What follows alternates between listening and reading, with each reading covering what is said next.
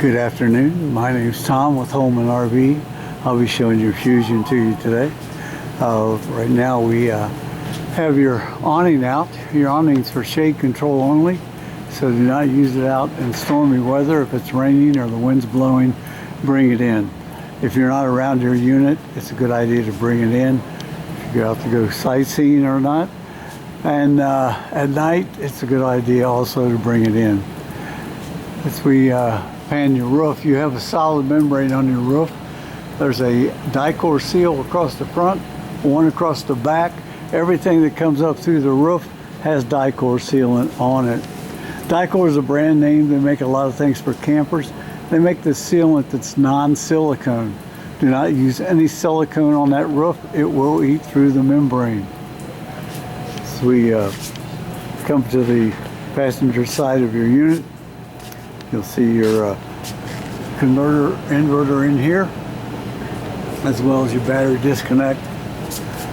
And then your no maintenance batteries here. So come on around to the front of your unit. Come to your generator. Your generator has service on it for to tell you when to service certain things. It's also, when you're doing the service, the oil fill will be here. Underneath is the oil filter, which you can loosen from underneath the unit, and then your oil drain would be over here. In order to start your unit, you simply press it to prime till the red light comes on. Hit the start button. I'm not going to let it run because we're plugged into shore power, and it's not good to have both of them running. On over here, you'll find your LP tanks. The LP tanks are both full, and the regulator indicates green, shows that there's gas in the tank. When this tank runs dry, the indicator will turn red. Then you can switch it to the other tank and turn it on, and that way you'll never run out of LP if you take the empty one and get it filled. You have docking lights here in front of your unit, and as we come on around, you have your auto level here, and to auto level, you're going to turn it on. To get it off your tow vehicle, you're going to push the front, and that will raise your pin off of your fifth wheel. And then after it's off, you'll pull that tow vehicle away and hit auto level, which I've already done, and leveled up your system. When you get ready to put it back on your tow vehicle, it's a good idea to bring your rears up. You can bring them all up if you want to retract all. That will let the front end down while the rear comes up of your stabilizers in the rear, and then you can use the front button to raise it back upon your tow vehicle. Your hydraulics is here. Everything's open. Your hydraulic is down to this level. When everything's closed, the hydraulic fluids will come back up to its normal place. Your garage goes all the way through from the other side, and this is where you can winterize your unit by putting a hose into this and putting that hose into antifreeze bottle. Your city water is here, and also your power fill for your onboard water should you not have city water. Then below that is tank flush for your black tank. All these valves indicate which way to turn the valve for the blue and the white valve in order to have a power fill to fill your onboard tank for dry camping, and then city water connection, winterization, and tank flush. Your pulls for your tanks are, your black is here, your gray is there. So what you'll do is your dump is located midway underneath, and you'll hook a hose to that. It's a bayonet connection. Make sure the hose is in a dump before you pull the black tank. You pull that, you're going to empty your toilet, and then you can pull the gray and basically wash out your hose. So make sure you're in a dump before you do those two things. You want to let those tanks fill up to at least 2/3 full. That way the black tank fluids will take the paper and the solids away. Behind that you'll find your on-demand water heater. You want to let the hot water run before you add cold water to it. So whenever you're using the shower or the sink and you wish to have hot water, turn the hot water valve on first, let it get hot, then you can add cold to it to get it to the temperature you desire. Behind that is your furnace exhaust. Furnace exhaust does get hot. It's a good idea to get a screen for this to keep mud daubers and little varmints out. We come on around, we do have you plugged into 30 amps here. You want to make sure you're plugged into a 50 amp service if you're using both ACs. If you can only plug into a 30 amp, we have an adapter for you, and then you can run one AC at a time. You have another black tank back here for the rear bath. And your pump station is here. You have a fill for the generator, and then a fill for your toys and your gas pump.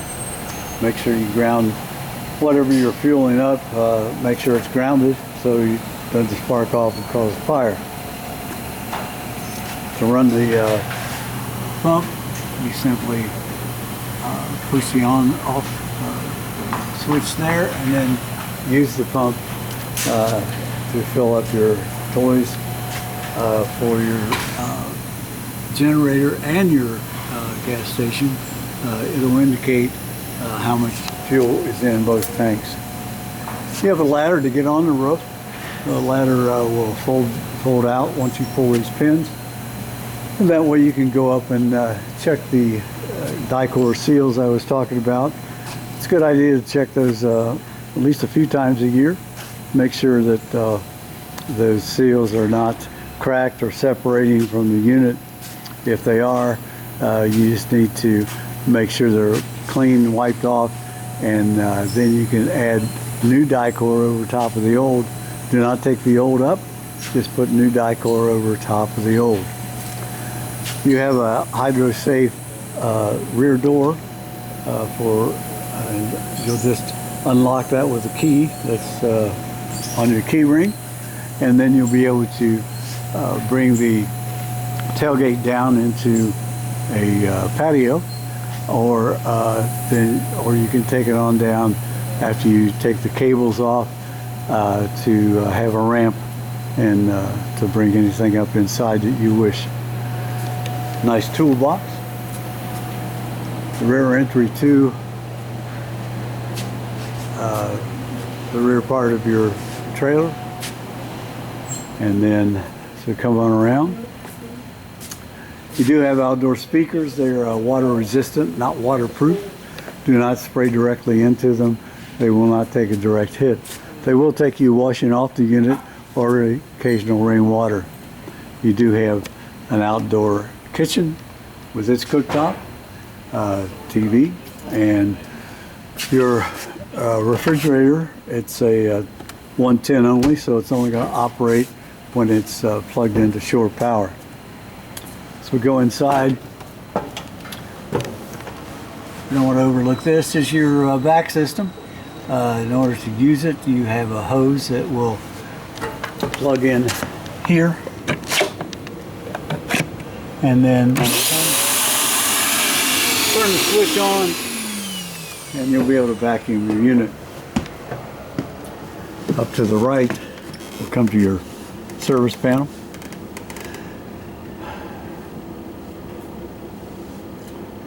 In order to operate the service panel, your code is 0000. Then you'll be able to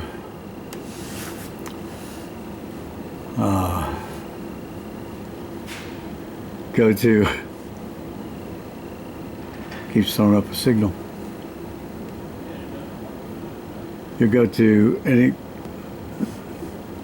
any of your awnings, just slide out your lights. You go to lights, you can turn them off or on here, and it's giving me fits right now. But you can also operate your back system, awnings, generator, everything from this unit. While we're up here, we're going up to the master suite in the bathroom. Your toilet has a foot pedal, and it's located in the lower left-hand side. And in order to bring water into the bowl, you'll push the pedal slightly until water is coming in but not going out. Once it gets to the level you desire to use, then after use, push the pedal all the way down, and that will flush everything down to the black tank. This is also where you're going to put your black tank chemicals. Just open the valve, pour the chemicals or the packets in. You can use any chemical that is for an RV, and it will solidify the paper and the solids in your black tank. Nice walk-in shower and medicine cabinet. The GFI is located here, and everything close to water will be connected to that GFI. When you come on in the master, you have a nice king-size bed, light on the switch on the wall, and then you also have a nice big closet that can it's all set up for a washer and dryer. So in order to use that, you either have to have the low washer and dryer, or if you have a stackable, you'll be able to take this out and use it that way. You have a smoke alarm in here, as well as one in the hallway. So come down into the cabin. This is your water heater hookup, and it's not going to work now because it's been winterized, so we've turned it off. But this is where you'll turn it on, and once it's on, then you can adjust the temperature up or down here. A nice big TV, as well as a fireplace. The fireplace does put out heat. It's electric, and it has its own remote.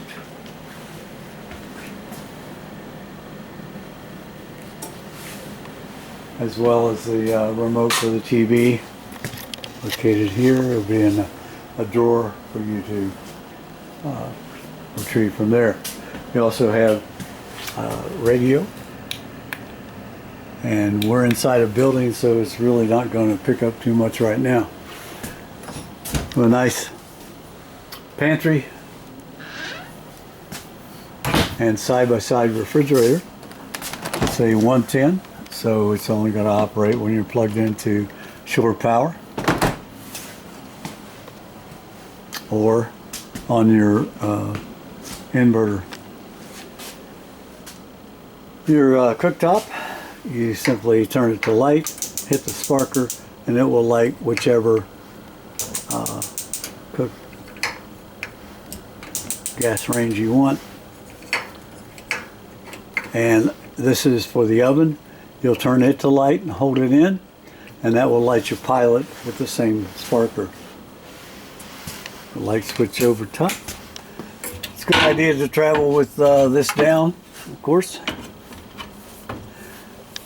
The microwave up here.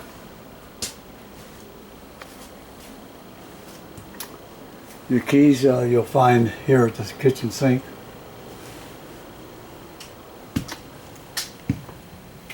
Rear cabin and your patio is located here. Your lower bed can make out into a couch with its own cup holders. You roll the couch over, and then there's a button up here that you can raise the couch, and that will raise it to the upper bunk. The upper bunk is just a drone. In order to get it down, you'll take the couch and lower bunk up to it, remove the pins in the rails, all four corners, and then you'll be able to lower the upper bunk down halfway, so you'll have two bunks, one halfway and one all the way down. You can travel with it either way, up or down, does not matter. So we're going to put it all the way up.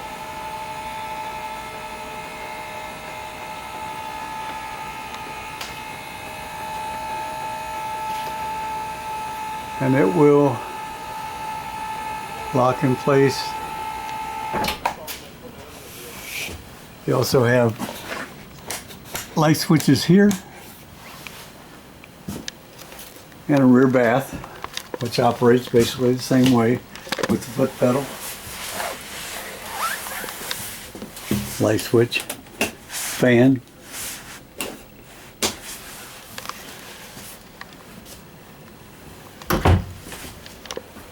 and a table. Once you've let down your couches and roll them back, you can use the table here in the rear for dining as well.